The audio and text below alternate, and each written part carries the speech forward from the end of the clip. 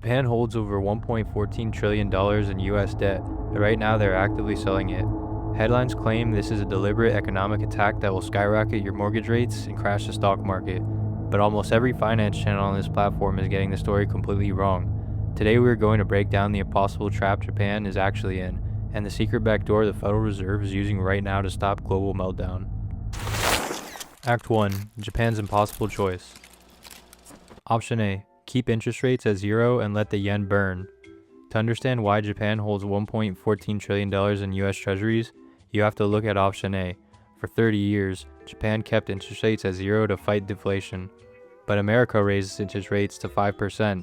Capital flooded out of Japan and into the US dollar. The result? The yen collapsed to 40-year lows. Option A meant Japan's citizens couldn't afford imported food or energy.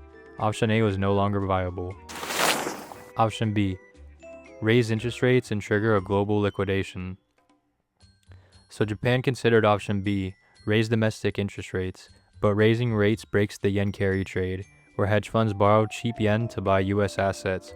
If Japan raises rates too fast, trillions of dollars in global positions get liquidated overnight, crashing the world's markets. And then there's option C, sell US Treasuries to buy back the yen. Japan sells its massive stockpile of US Treasuries to buy back its own yen, but dumping hundreds of billions of US bonds forces American bond yields to spike, driving US mortgage and borrowing costs through the roof. Act 2. The US dilemma and the hidden mechanism. This brings us to the America side of the table.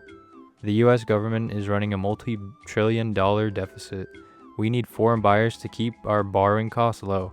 If our largest creditor, Japan, starts dumping bonds under option C, the US economy takes a direct collateral hit. So how do you let Japan defend its currency without destroying the US bond market? The solution: the FIMA Repo facility, the Federal Reverse Backdoor. This is where joint interventions come in. Instead of Japan selling US Treasuries on the open market, the Federal Reserve allows Japan to swap those Treasuries directly with the Fed for cash via the FIMA Repo facility. The bonds never hit an open market, yields don't spike, American mortgage rates remain stable, and Japan gets the dollars it needs to support the yen. Act 3.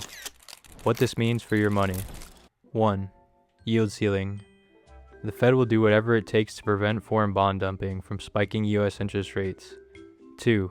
Global codependency. The line between US monetary policy and foreign currency management no longer exists.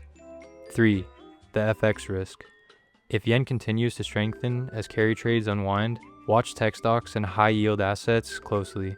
They are heavily tied to foreign liquidity. So, what is the yen carry trade? Here's where the YouTube doomsdayers get it wrong. Japan isn't selling our debt to hurt us, they are selling it to save themselves. For decades, Japan kept their interest rates at zero or even negative. This birthed the most powerful trade in global finance, the yen carry trade.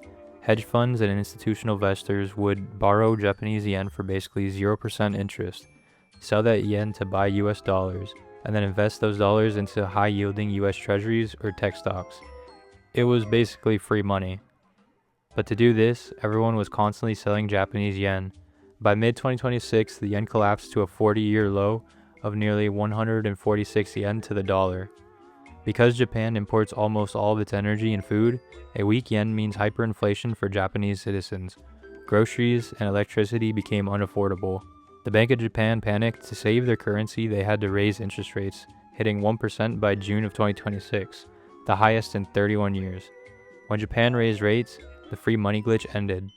The yen carry trade began to violently unwind. To prop up the value of the yen, Japan's Ministry of Finance has to intervene in the currency markets. They have to physically buy their own currency, but to buy yen, they need US dollars. And where does Japan keep its US dollars? Well, it's tied up in $1.14 trillion of US Treasury bonds. To get the cash to defend the yen, Japan mathematically has to liquidate US Treasuries. It is mechanically necessary, not an act of economic warfare. So, is Japan dumping our debt? Yes, Japanese institutions are naturally buying fewer US bonds. The reality is actually more concerning than the clickbait.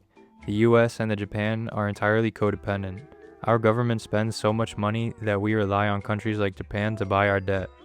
When their economy cracks, our Federal Reserve has to step in and manage the fallout behind closed doors, using obscure tools like FIMA. It shows just how fragile the global financial system is, and how tied your personal wealth, your home equity, and your stock portfolio, and your borrowing costs is to the policy decisions made thousands of miles away in Tokyo. If you found this breakdown helpful, and you're tired of the financial doom scrolling, hit subscribe. I read the data so you don't have to. Thanks.